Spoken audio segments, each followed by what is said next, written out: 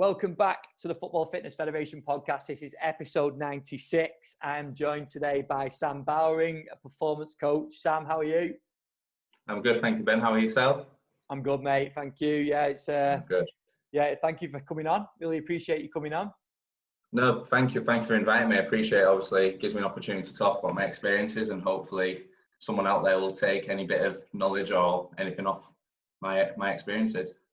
That's why I love these podcasts, to be honest, because it allows me to reach out to people like yourself. And we've just had a little chat before we started recording, and who knows, that chat might have not happened if you didn't have the podcast in place. So it's selfish from my point of view, but it allows me to reach out to plenty of people. So no, I appreciate you coming on, and I know there's loads of quality stuff that we're going to talk about in this one, which you've briefly touched on just before we started recording. So, well, let's just kick us off, mate. Let's go into your career. So just talk through your career so far, any experiences, and then I'm sure we'll bring some of those back up. Yeah, cool. Okay, so hi everyone. So I think mostly for me, in terms of experience, in terms of sport, always been a sporty guy from young, the kid that did everything at school, got the sports tie, things like that. But luckily I was quite talented at rugby at the time. Went through professional academy rugby league with Hull KR. Managed to play professionally for 2 years, mostly within that point as well. That's when the coaching side took on for me. So even when I was playing professional rugby, I always had an interest in coaching. I was already doing voluntary rugby league games for the secondary school that I was at, always sort of working within community sports. So when it sort of came to the period where I'm mostly figuring out that I'm not going to make a living out of rugby league, and sort of in rugby league, there's only one division that's professional, really, and the rest of it's all part-time. So I had to quickly find out what I wanted to do. So I used the university sort of route at Hull University, got my BSc in sports coaching and performance, and that's when allowed me to go on to do my MSc. But I think the key thing for myself was I was able to get my coaching experience, and it wasn't just working in community sports, it was actually working across PPA, classroom cover. So that was going into primary schools when PE lessons, for example, actually having to do frameworks, delivery programs, actually think about the progressions and regressions of actually getting what you want out of a lesson. And don't get me wrong, it's allowed me to do some really good things, it's allowed me to do some really bad things, but mostly from looking about it from where I am now, I wouldn't be anywhere close as to what I would be for today for one of them type of experiences. And I think that's one thing that luckily, whilst I was at university, I already had about 3 or 4 years of coaching experience, and once I mostly went out and wanted to get into elite sport from a backroom staff side of things, I already had that sort of coaching experience to then go and deliver straight into academy footballs, which I was lucky able to do. And then from there, you moved on into, like you just mentioned, into football from that point, was it? Yeah. So luckily, Hull City at the time were a Category 3 academy. They were looking to upgrade to Category 2. At the time, there was no official partnership with the university and the football club. And luckily, they offered out 3 masters internships. So one being an analysis position, one being a first team position, another being an academy position. To be fair, I went for the first team position because obviously you think first team this, first team that. But looking back at it now, based on my experience of already working with children, already working within primary schools, secondary schools, doing breakfast clubs, morning clubs, it was mostly the perfect scenario for me to go into academy football. Mostly, I didn't realise at the time that mostly all they wanted someone at the time was, well, can you manage a group of children? And I was like, yeah, I've done it for 5 years already. So luckily, that was mostly straight in with me. That was mostly the straight answer that they wanted. And then mostly the sports science, the S&C aspect just kept developing off from that. But luckily I was already able to work with University of Hull before, where I was able to work for them doing the university presentation. So when it actually came down to the interview side of things, I've already had my practical experience of doing nearly 5 years of coaching. The university was really good at making sure that you were bang on with your presentations. So when it came to my interview, I was pretty much as prepped as you could be. I think it's always great to speak to people about what they've done before S&C Sports Science, because there's loads of people that have brought up numerous jobs, whether it's waiting on, working in cafes, and they always bring back like the development of soft skills and things like that. But teaching must be one that's like, you must be able to have a number of different skills that you, whether you realized it or not at the time, were developing at that point, that you've taken into the coaching, I suppose your coaching practice. Yeah, definitely. Like, you know what, in one way, it was easier for me to be in an academy, actually coaching, whilst learning the S&C experiences, whilst when I was going to schools, he was having to work with children that I do not like PE. So you've already, like, sometimes, like, we talk, like, I know there's been chat about how we've got a footballer and he's maybe not had the education, or he's just not within the buying process, but it's still part of his job to be in that environment. Whereas you've got a 9-year-old sat on the floor, crossing her arms saying, I don't like PE, I want to do maths instead. Like, what do you do?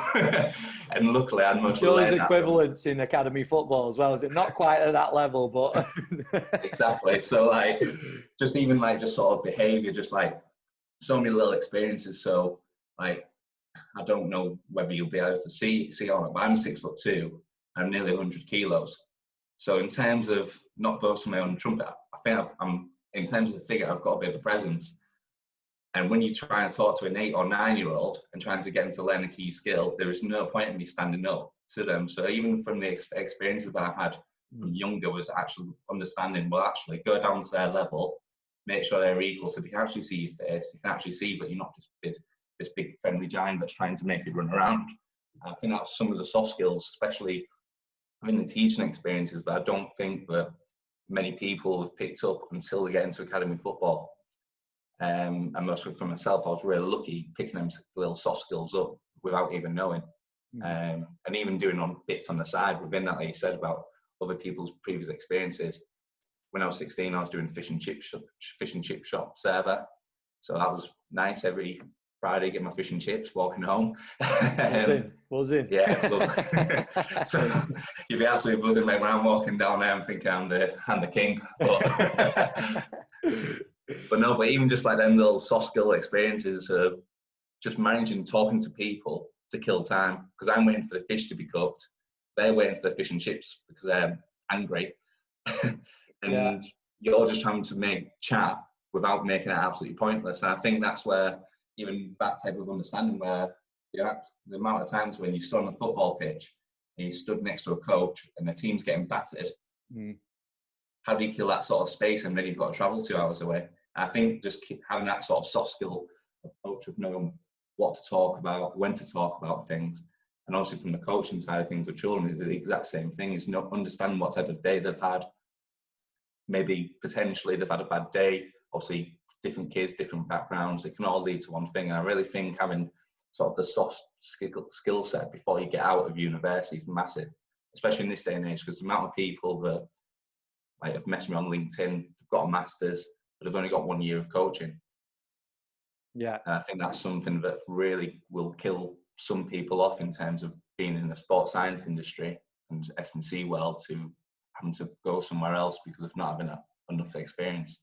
No, I fully agree. And it's great to reflect on it, isn't it? Because at those times when you're in the fish and chip shop or you're doing whatever, you're not thinking, oh, this is going to be great for my coaching career. But then when you reflect on it and look back, then you realize you've taken a hell of a lot from it and developed a lot of skills that you potentially might not have had, or not have been as confident as if you didn't go through those experiences. And just tying in with experiences, we couldn't go on without touching on your rugby career as well, and also how that has influenced your practice. Because I always like to speak to people that have worked, or in your case, played other sports, to see how that relates to how you operate as a coach. So what are some of the carryovers, if there are any, from your rugby career? Yeah, I think the one best thing to mostly say about rugby, and especially rugby league, where I played, but I think the one thing is like there is such a team atmosphere within it. And like, don't get me wrong, I think academy and football in general has improved massively within that, in terms of everyone's under one bracket, everyone's under the same philosophy. But I think from the very start, even from grassroots all the way through to like your community clubs, all the way through to professional clubs, There's a real mentality that everyone's in it together. And sort of mostly that experience for myself has really allowed me to sort of allow people to sort of buy into my process as well. And I think with the rugby aspect itself, like the training with rugby, I think looking back at it now, you'd call it old school. But I think the main thing is, like, I had a really, really good S&C conditioner, but who had, I think he must have been rugby league for about 20 years, but he knew how to develop a body. Granted, some of it, mostly you look back at it now, athletically, mostly wasn't there, but he knew how to put muscle mass on.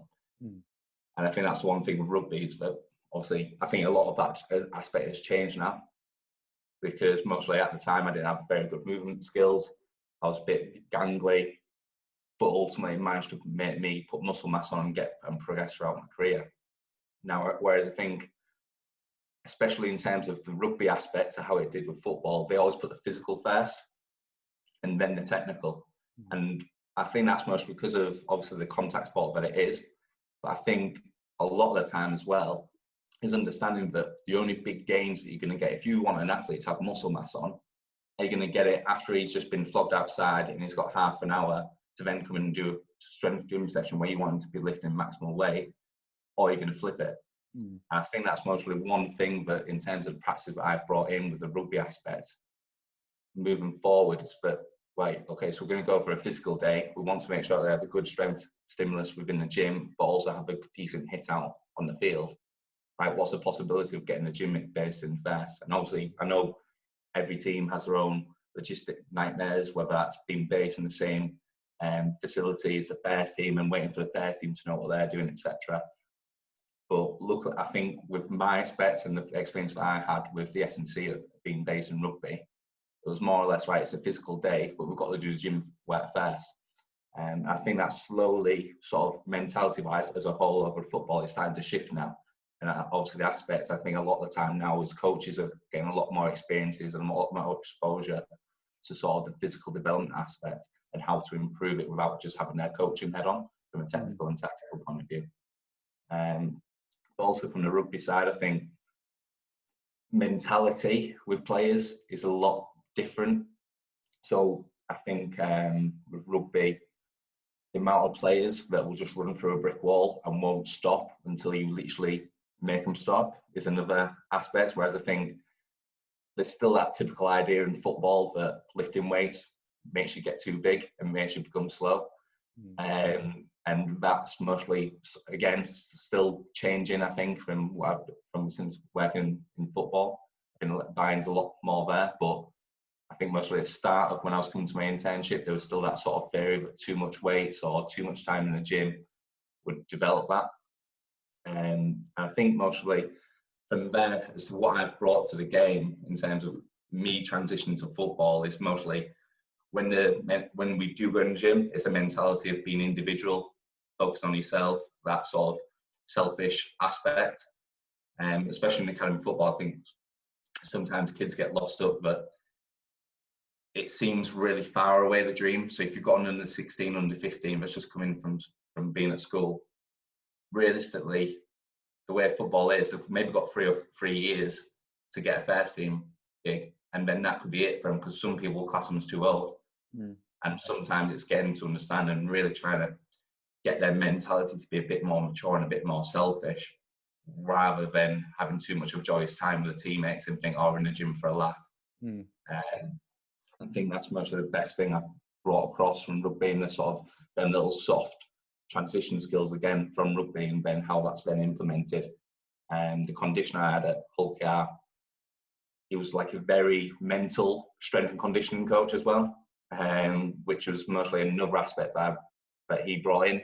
So he would purposely tell you the wrong sets, the wrong reps as to what you were doing outfield, absolutely get you knackered, and then go, that's it. You know what? We had Adam Kerr, I think it was Adam Kerr, said similar. He uses similar tricks. So I think he used to use it with top-up runs and players after games. He told a very similar story that he used to say, right, we're doing 8, for example, and they'd go through 4 of them and he'd be like, right, you're done. So it's funny how it crosses over, but I get Yeah, exactly massively. what you mean with that sort of thing, and I imagine it's a bit more extreme with on the rugby side, but I know a lot of people that do that same sort of thing. Yeah, I think mostly in rugby, like it, in terms of the environment, rugby can be absolutely brutal. I know we talk about sort of football brutal in terms of like the banter side and having that sort of personality to deal with it. But rugby, mostly because it's such a confrontational sport, the banter can be very confrontational as well. And especially where sort of the old school, I don't know if you've ever heard of the Malcolm drill. I have, but I couldn't tell you what it is. So basically, you're on a line, you're on your belly, you stand up, fast as you can, you sprint forward 10, on your belly, back up, Okay, sprint I've back seen 20 it. metres, Yeah, belly, back, then back to your start. So you're basically covering a 20-metre gap, but one rep, you're looking at 40 metres all overall. yeah, And it'd be sort of, and basically you don't stop, you do 6 reps pretty much without stopping. So it's about 1 minute 15 worth of activity. But it predominantly in rugby, it's usually used as a punishment. It'd be like sort of 3 sets of doing that. But it's one of them where you are absolutely huffing and puffing. If you're not fit and your body's not really used for getting up and down like it is in rugby, then you've got a little mind in you, you've got a little voice in your head telling you to quit, and then you've got a conditioner telling you there's another 2 left, but really. So mostly from them little aspects of like the rugby side of things, it's just actually transitioning that across and sort of keeping players on the toes and not sort of them not knowing what's coming. I think that's the best way. I think that's what sort of I've learned from rugby is sort of play with the mind a little bit. Because a lot of the time, like I think it's mostly kind of come out a lot more prominent now regarding the lockdown. Everyone's been talking about how they've kept their mind occupied. I think mostly that'll be the next aspect of research and everything else that'll further move on, I think. Yeah. And one thing I wanted to ask and get you to talk about a little bit more, and this might be a bit of a rhetorical question because it's something that I think a lot of coaches are battling with, especially in academy football, is that switch of culture in the gym environment from, like you said before, about players going in and sort of just going through the motions to actually going in and knowing. And I love the sort of approach of making it individual for them, so them improving themselves rather than comparing themselves to everyone else that are in there. Because I'm sure anyone that's worked in that environment has seen that, like everyone constantly sort of comparing and being a bit hesitant on things. But what's your approach to getting players to trust the gym process, and then also get rid of the myths that getting stronger and lifting heavy will make you slow? Yeah, I think a lot of the time I try and use sort of when people talk to me about how do rugby players get so big yet so quick. It's actually the fact, well, one is giving them that education tool of understanding that if you want to get quicker, you're going to have to sprint more. And I think a lot more footballers are starting to get that now, especially the technical ones, because especially in academy football, usually the best technical players are the least physical in terms of the scores and the ones that are ranked 1 to 5. Especially in my experiences where predominantly I've worked with category 2 to 3 academy players. And obviously the more physical players are mostly arguably the less technical of the players that are ranked. So it's sort of getting them to then understand, going, well, look, that's your strength, but this is what you've got to work upon as your weakness, and vice versa. And I think when we, especially from my experiences at Hull City, we use the play review to use that as a bit of an education tool. So myself would sit in amongst everything from 12s to 16s play reviews to give them literally an individual concept as to why they are doing it specifically for them, whether that's based on their position because they're used as a utility player and they actually haven't got a specific position yet, whether that's based on their PHV, whether that's based on not gaining PHV yet and we've got to be patient with them. I think ultimately it's just using that sort of soft skill set to sort of help the parents use that sort of buying approach. I've been a bit wacky with education on it. So I use my dog. It's a Springer Poodle. So it's quite lively. Agility-wise, it's biomechanically perfect. Yeah. So I just record it and then I show people this is why my dog's so good because it's got its hips aligned, the hips move with the knees, the hips move with the shoulders, and it's all simultaneous. But how many times is she doing it within one rep of me throwing a ball? Mm. And then they get to time, oh yeah, she's just practicing. Mm. And then that's just sort of the educational process to how to try and get the players to buy into it.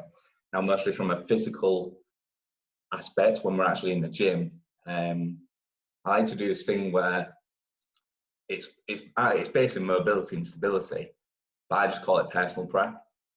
And it's just giving players that skill set to understand what the body feels. So, for example, I'm a massive person on doing the overhead squat. And that's just with a dowel above the head, do 5 overhead squats. What stiffness do you feel? And sort of get the players to understand, especially at academy level, where some of them still don't understand what their body is in terms of what stiff actually means, what's pain, what's muscular sore. And it's sort of just gradually just trying to build up on that knowledge and then going, right, okay, so you feel tight in your hamstrings. So what have we done already to make sure that we try and reduce it as much as we can, and then sort of get them to feedback what they've already done or to tell me the answer, and hopefully they become their own teacher in themselves, and then sort of that education process keeps moving forward from there. And I suppose using that aspect for myself is then how the S&C side of things, and then developing the muscle aspect and developing the lean tissue sort of develops from there. I suppose mostly from there, that's where it's just dependent on the individual. And I think that's where mostly in terms of my work is really, really strong. Because then I'm guessing you just revert back to those reviews, and then when you're talking to those players in the gym, because I love that you make it really interactive. Because again, we were just talking off air about screening, and we'll go into it a little bit more into some of your practices in a second. But you see people doing things like the overhead squat, and we've got like a tick sheet of things that we're looking for and all the rest of it. But when you've used it a few times, especially with footballers, or you have a certain sport, you see trends, don't you? Yeah, and massively. You could say to a player all day long, you're tight here, you're weak here, and all the rest of it. But what does that mean to them? And I love that you make it interactive, that they feel it. And they, like you said, they teach themselves. I think that's a great way of putting it, and getting players to interact with it. I try and use it as a bit of a pre and post like measurement, just because it's easy, where you can just get them into a dial, do it, and they can feel it without much. Where you can then talk to other people, talk to other athletes to make sure they're then getting catered for, and sort of then they can come back and go, oh Sam, it's actually feeling a bit more on my back now. Like I've stretched my glute off now. Like what can I do for my back? And then I'll say we're going into crucifix position. Let's rotate, hold it, and then all of a sudden they're going okay. So that's my back exercise that I might need to do next time. Yeah, I think that's just sort of keeps developing. And mostly for me is mostly, especially from the rugby aspect, where I got told to put on muscle mass no matter what of my movement. Mostly my thought process is completely opposite from my experiences.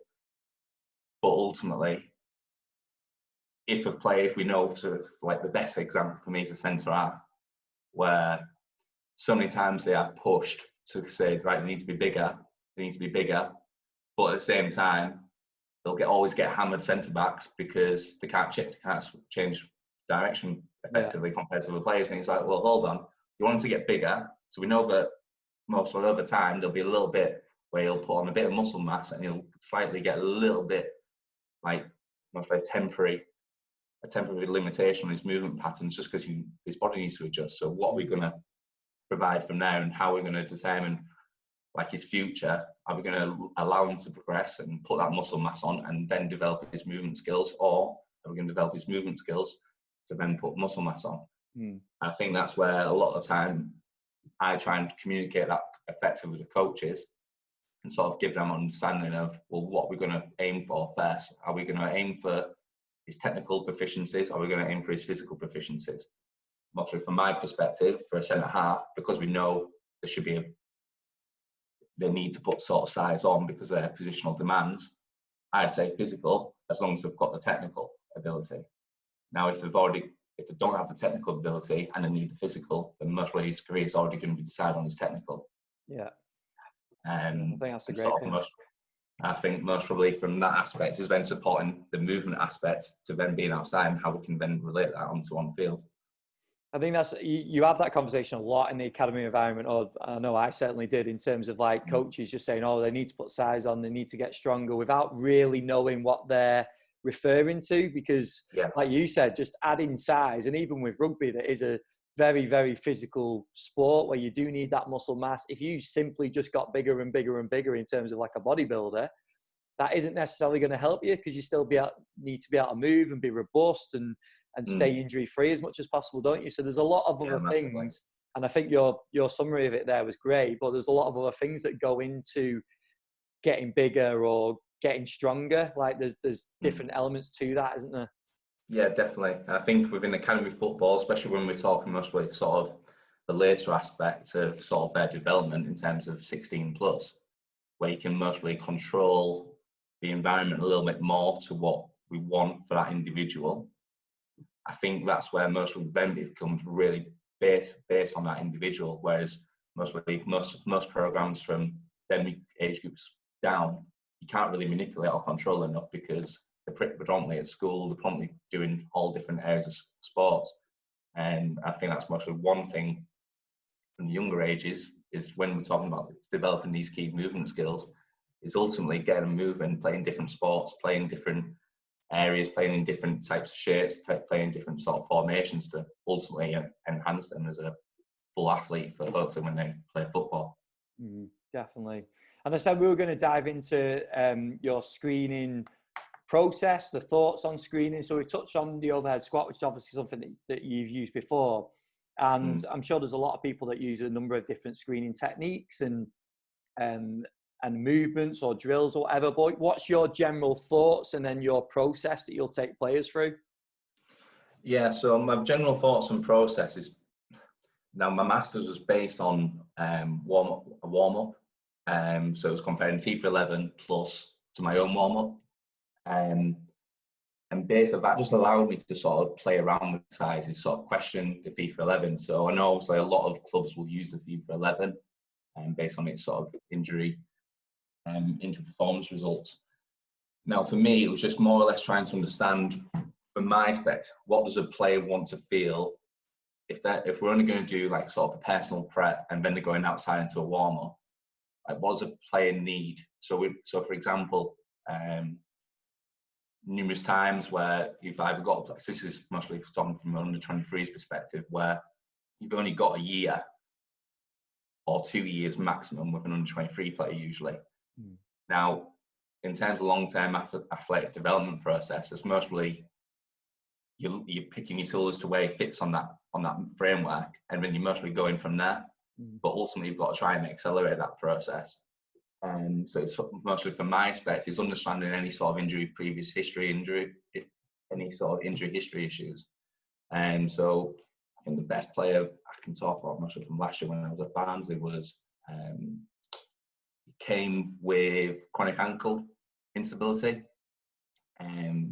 Massive, I think from speaking to the player, I think he'd rolled it maybe 5 or 6 times last year when he was at another club. And from talking to him about everything that he's been doing gym-based wise and how he's been using his sort of personal movement screening and everything else, was that he actually doesn't do enough ankle stability work. So we always talk about, as practitioners, of making sure we hit the main muscle groups, but the kid's never had he's never had a muscle tissue injury. So he's obviously robust as it comes. He's, in terms of gym, getting to understand S&C wise was great, because he was actually athletically good, but he actually kept rolling his ankle all the time. So then, using the personal prep and the movement screen, everything was done based on his ankles. So I was putting him to single leg positions and the lateral hop test, obviously 30 centimeters, where to keep moving laterally for 30 seconds. And I was sort of more or less using that as my screen tool for him as an individual, just because of the ankle instability work. Now, from when he does the functional move, if you put him through a functional movement screen, he'd mostly absolutely ace it, because he's got lean muscle tissue, overhead squat he can nail. So he's like, well, okay, so he can nail all these things now, but he still had previous history. So how can we then develop that and develop his stability? I think that's where mostly from that aspect, the processes is all based on that individual. So have they got an injury history of rolling their ankles, or have they got muscle tissue history, whatever it might be, and sort of leading that sort of program and that sort of intervention through that process. And that's where I think it's great to speak to coaches about their experiences with screening, because there's all these different models out there and we need to know when and where to use them, don't we? Rather than just going through it and just accepting the fact that we do the FMS, which is fine. But like you said, if a player goes through it and they ace it, but there's still issues, it's the experience of saying, well, what's the issue? Like you said, the injury history, and then how do we manipulate things to correct that? Because it's all well and good getting through an FMS, isn't it? But then if they get out onto the pitch and they break down, or they're not as efficient as they could be, then it's an issue, isn't it?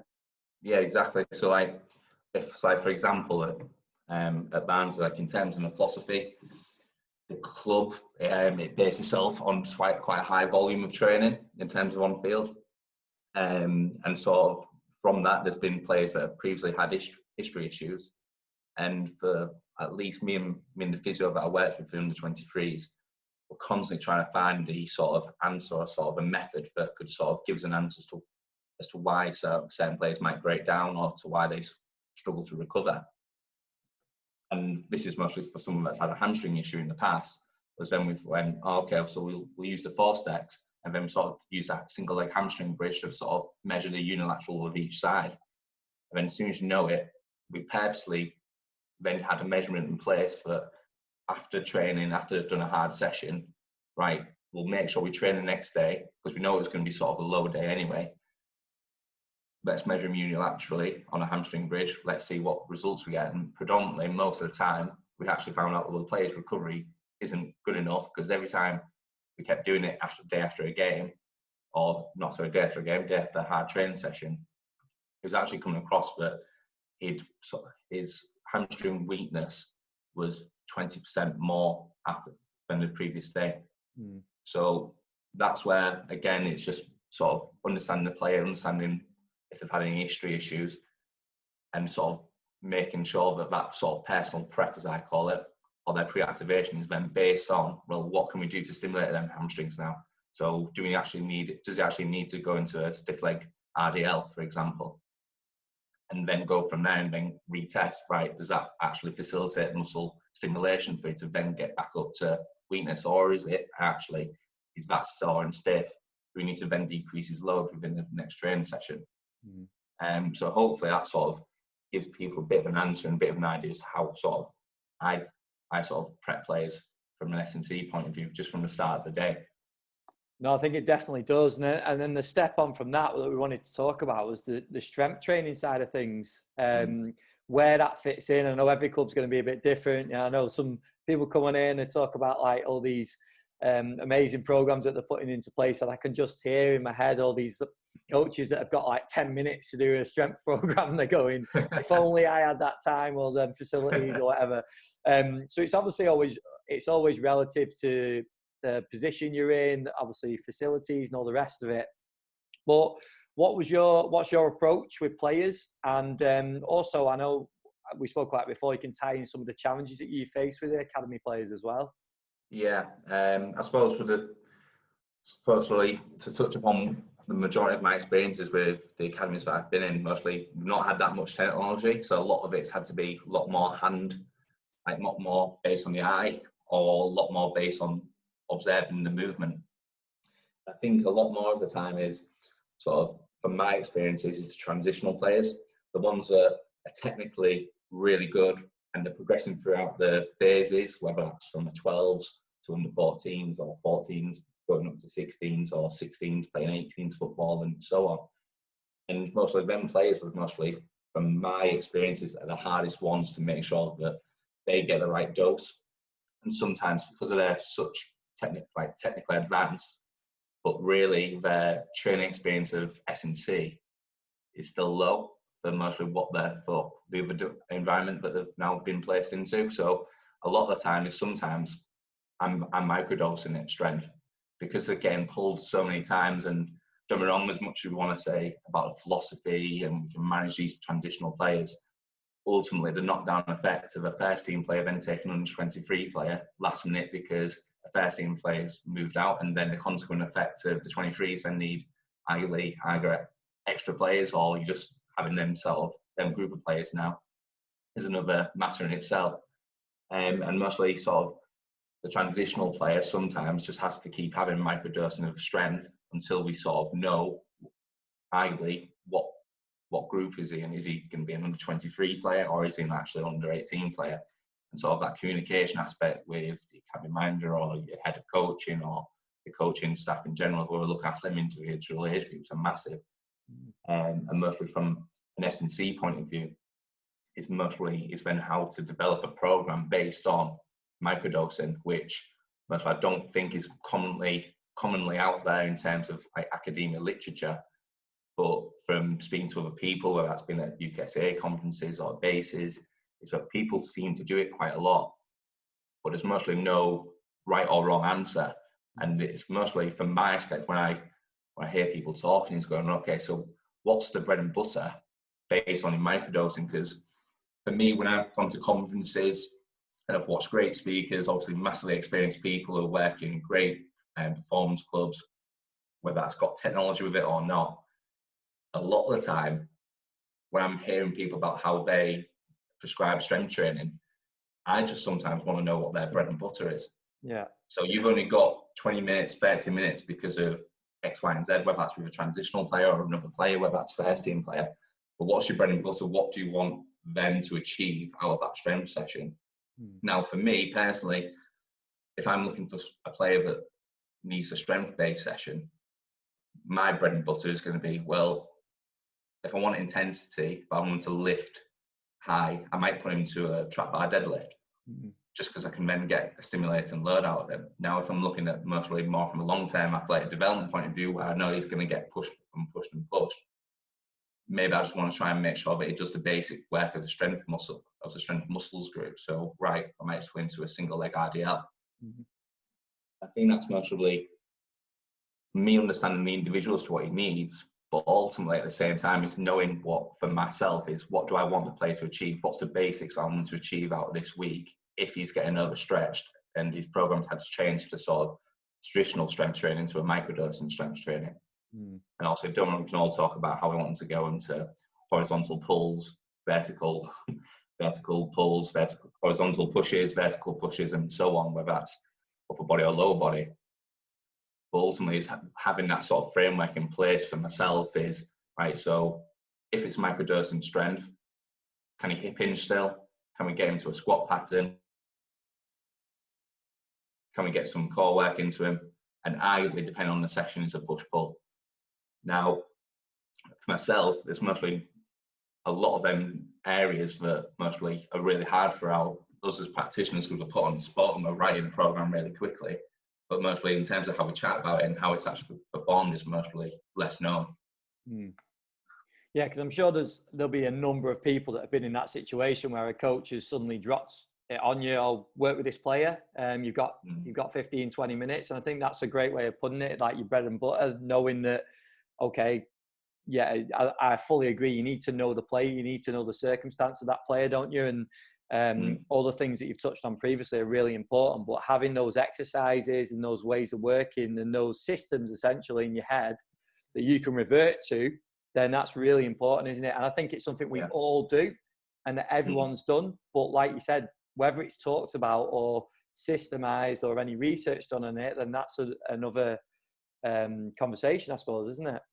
Yeah, definitely. And I think, like for myself, is when I've been put in them situations for my bread and butter sort of aspect, from there, I've actually changed programs on the youth players that I've got. Because sometimes I'm going, well, hold on, this player hasn't got it. Right, have we actually got it in these other players' programs? Because they should actually be part of what, if I think that's bread and butter, and if I'm at Barnes and I'm the head of department, then that should be within the actual basic process of when we introduce foundational movements to under 14s or whichever age group you start your gym sessions with. And that's mostly allowed me to then create sort of an idea that John Newton's done with, obviously he does his plyometric matrix program. Yeah. And for myself, that's where I've sort of jumped on that little mini bandwagon. There's sort of like foundational movement program as a matrix, and sort of, right, if they can do a normal bodyweight squat, can they then do it with a dowel above the head? Can they do into a half single leg squat? And then that sort of gives me progressions already for the youth development phase, as to, even without loading them, is how much bodyweight they can do in terms of different various exercises, whether that's a squat pattern or a lunge pattern, or whether that's a step up pattern, or whether that might be an isometric pattern. And then I suppose the next challenge with that is that if a player comes into the academy from another club that hasn't, because if you get that program in place at your club and it works through the ages, and then you get that player and you've got to do the microdosing session, they've been through the whole program, you know the history, then it's easier, isn't it, to then deliver that session. But if a player comes in from another club and hasn't had that training, then that's obviously when it becomes harder, and you have to be adaptable within that in that environment. Yeah, massively, and especially for the mentality of that person as well. So I had a player last year that came in at Barnsley where he got brought in from a non-league playing background, and then he's come to this world of sports science delivery, S&C delivery, and he had no movement pattern control. Yet he was the fastest kid, the highest jumper in the team. So when you're looking at your test and you're going, right, we've got an athlete here, but fundamentally he's got no patterns or functional movement patterns or movement patterns, to however you want to describe it. And it's been, right, okay, so I need you to do this. But then he's looking at everyone else going, well, they're doing that, I want to do that. But then them lads are then giving it back to him, so because they're telling him he's on the baby weight. So then it's like having to deal with that sort of environment then, to then going, right, I've got another 5 different sessions arguably going on along in the gym. And then how you deal with that player is another thing itself, and you're sort of going back to your bread and butter to get that player to understand this is what needs to be achieved to then progress further. I think that's a great point, because I think we've all had players like that somehow defied the laws of what we've spent all these years studying, and then they'll be awful movers, but amazingly quick. And I know I think Cam Joss put some stuff out recently, hasn't he, about techniques and in team sports, and I think there's a lot more stuff to be done into that, because I think we've all seen that in some way, shape or form, haven't we? We all have these ideas of these really nice movers, and that developing into the strength side of things as well. But it's not always the case, is it? And I think that's a great point, and something that we've all experienced in some shape or form. Yeah, definitely. And I think that's where, like, when we watch like conference sessions and things like that, I sometimes prefer the ones where they go, we've got this kid, this is what we've done with him, because he's absolutely like the obscure athlete that's really good at technical, tactical, physically he's really good, but he's got no movement control. So sometimes going, well, what actually do you do with him? Yeah. I think a lot of the time that's mostly allows you to understand whoever's presenting is, well, that's actually their bread and butter, because they think this is important, they think this is important, they think that's important. And sometimes for me, I get so much more out of that, knowing what someone's basics are and then how they then progress it off it. Yeah. Yeah, it's their way of thinking, isn't it? Because everyone's will be slightly different. There will be crossovers, I'm sure. But I think that's a great point, that everyone's way of thinking can be a little bit different, and their approach can be a little bit different to that circumstance, can't it, with different players? Yeah, definitely. I think mostly with the players themselves is then understanding, well, can they actually handle the environment? Because especially if they're coming from somewhere that they've had no experience of it, or they're buying so low, it's then developing them ideas of going, and sometimes it's going back to sort of your bread and butter as to what you've done with kids in the past, especially myself when I've been teaching, where, right, how can I get this player to actually do the work and focus on themselves?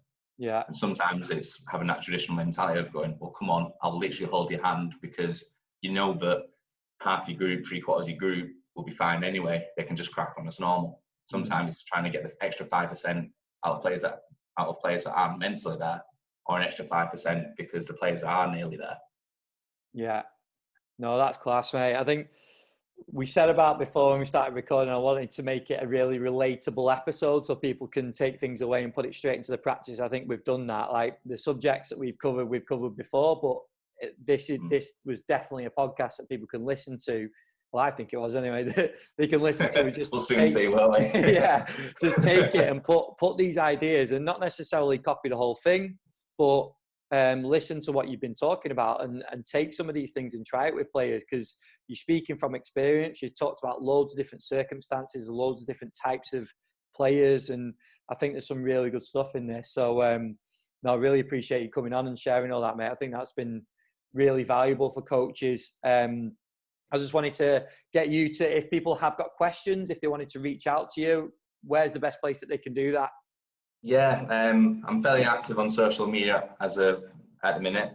So if you want to follow me on Sam Bowring 91, which is my Twitter tag, or I'm currently doing a little bit of my own private work at the minute whilst it's lockdown period. So on Instagram as well as sb.eliteperformance. So anyone can feel free to message me, whether that's a DM or anything that's public. Hopefully get to hear anyone else's more experiences. Hopefully they're either relatable, whether that's from a youth academy perspective when it's been based on maturation, or further on down the line with your older players. Yeah, and I encourage people to reach out. I always like hearing takeaways from episodes. So reach out to us, but also obviously to Sam as well, and let us know what you took from it, because I think there's definitely plenty of takeaways in this one. So no, I really appreciate it, mate. Thanks for coming on and giving up your time, and we'll stay in touch. Yeah, no worries, Ben. Thanks for having me on. And like I said, if anyone feels free, I'm more than happy to share my experiences. Awesome. Thanks, mate. No, cheers, mate. Thank you.